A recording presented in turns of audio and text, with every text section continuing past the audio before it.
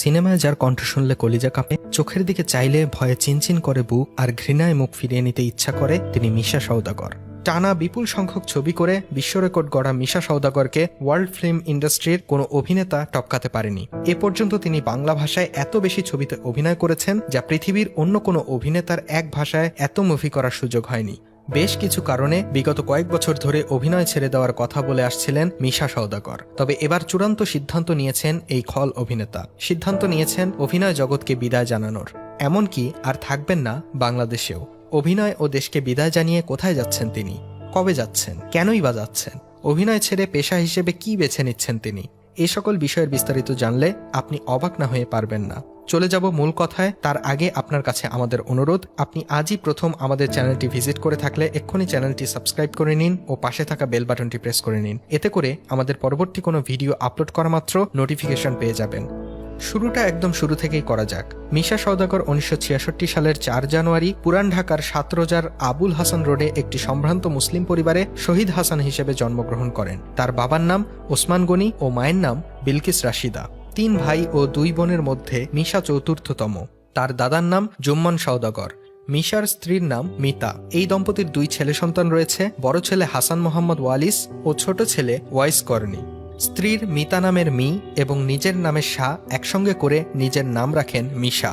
দাদার নামের থেকে সওদাগর উপাধি নিয়ে নিজের পুরা নামকরণ করেন মিশা সওদাগর। দাপুটে এই অভিনেতার আসল নাম শহীদ হাসান মিশা। এই অভিনেতা চলচ্চিত্রে কাজ শুরু করেন 1986 সালে। এফডিসি আয়োজিত নতুন মুখ কার্যক্রমে নির্বাচিত মিশা প্রখ্যাত চলচ্চিত্রকার ছোটকু আহমেদ পরিচালিত চেতনা ছবিতে নায়ক হিসেবে অভিনয় করেন 1990 সালে। এরপর অমর সঙ্গী ছবিতেও তিনি নায়কের ভূমিকায় অভিনয় করেন, কিন্তু কপাল মন্দ, দুটো ছবি মুখ থুবড়ে পড়ল। ঢাকাই ছবিতে নায়ক হিসেবে সফল হতে মেধার চেয়ে বেশি দরকার চকলেট বয় টাইপ চেহারা সুরত। তা তো নেই প্রতিভাবান এই শিল্পীর। তাহলে হতাশা। ধীরে ধীরে হতাশার অন্ধকার যখন তাকে গ্রাস করতে এগিয়ে আসছে, তখন আলোকবাতি হাতে পাশে দাঁড়ালেন সহকর্মীরা, বন্ধু বান্ধব, শুভাকাঙ্ক্ষীরা। তারা তো এতদিনে বুঝে গেছেন মিশার কালো চামড়ার নিচে ছাইচাপা কি অমূল্য রতন লুকিয়ে রয়েছে। তারা নিশ্চয়ই জেনে গেছেন কি অমিত শক্তিমান এক অভিনেতার বীজ লুকিয়ে আছে মিশার ভেতরে। তারা পরামর্শ দিলেন মিশা নায়ক না হয়ে বরং খলনায়ক হোক, তাহলেই তার অভিনয় প্রতিভা প্রকাশ হবে পরিপূর্ণভাবে। কিন্তু খলনায়ক তো ঘৃণার পাত্র। উপমহাদেশের সিনেমা প্রেমীরা নায়ককে যেমন দেবতা জ্ঞানে ভালোবাসে, তেমনি খলনায়ককে ঘৃণা করে ইবলিসের মতো। মিশা দমে গেলেন, মন ভেঙে যাচ্ছে।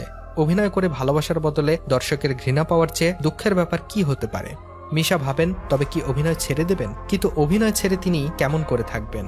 অধিকতর বিষণ্ণতায় ডুবে যেতে যেতে তিনি ভাবনায় ডুবে যান। আবার কথা বলেন নিজের সাথে নিজে। মিশা ভাবলেন তিনি আসলে কি চান, নায়ক হতে নাকি অভিনেতা?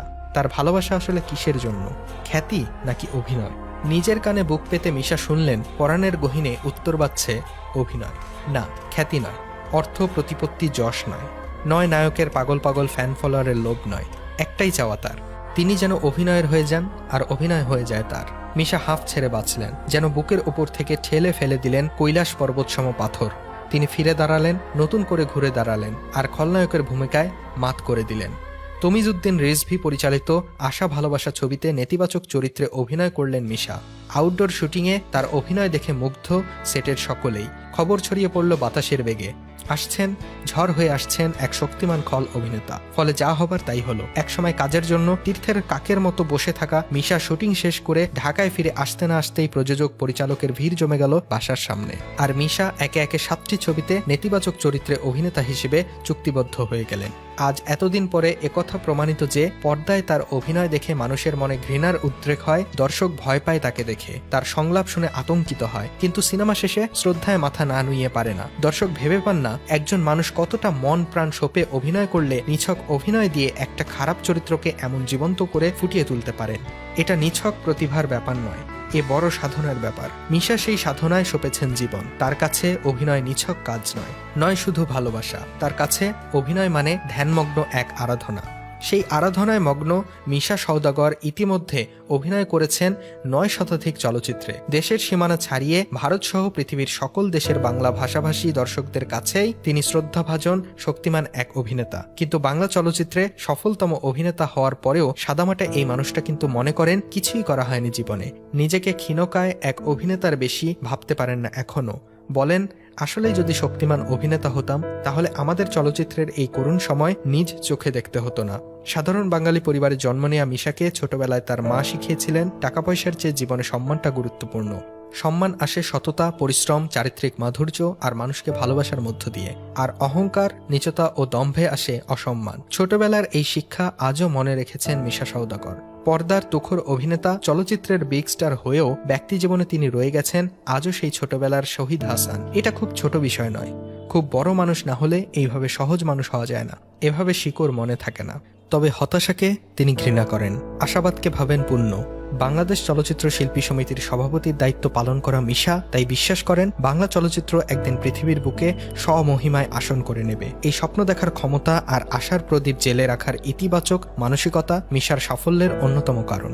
2 বার জাতীয় চলচ্চিত্র পুরস্কারপ্রাপ্ত এই তুখোর অভিনেতার জীবনের দিকে ফিরে তাকালে আমরা তার সাফল্যের 3টি কারণ দেখতে পাই: কাজের প্রতি ভালোবাসা ও একাগ্রতা, সততা আর নিয়মানুবর্তিতা।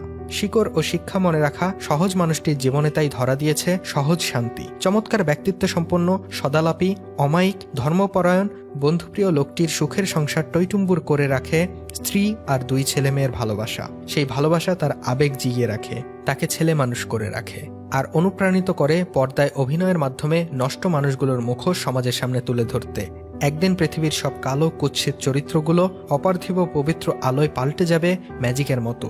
সেই দিন হানাহানি, বিদ্বেষ, লোভ আর জিঘাংসা ভুলে মানুষ একসাথে গাইবে প্রেমের গান। হঠাৎই নামবে বৃষ্টি। তুমুল বৃষ্টিতে ভিজতে ভিজতে চায়ের কাপে ঠোঁট রেখে মিশা মানবতা ও গাঢ় প্রেমে পূর্ণ তার স্বপ্নের পৃথিবীটা দেখবেন। এমন স্বপ্নবাজ সহজ মানুষ মিশা সওদাগর ওরফে শহীদ হাসানের সম্প্রতি ঘোষণা দিয়েছেন অভিনয় জগৎকে বিদায় জানানোর। এ ব্যাপারে মিশা বলেন, টানা কাজ করে হাঁপিয়ে উঠেছি। বলতে গেলে জীবনের পুরো সময়টা চলচ্চিত্রেই দিলাম। ভালোবাসাও পেয়েছি মানুষের। এবার একটু অবসর দরকার। জীবনের বাকি সময়টুকু আমি আল্লাহর ইবাদত করে কাটাতে চাই। হাতে যেসব ছবি আছে সেগুলো শেষ করে আগামী বছরই অভিনয়কে বিদায় জানাবেন তিনি। স্থায়ীভাবে আমেরিকায় বসবাসের সিদ্ধান্ত নিয়েছেন। যেখানেই থাকুন ভালো থাকুন, এটাই কামনা তার ভক্তদের। প্রিয় ভিউয়ার্স, অভিনেতা মিশা সওদাগরের থেকে ব্যক্তি মিশাকে নিয়েই লোকের জানার বেশি আগ্রহ।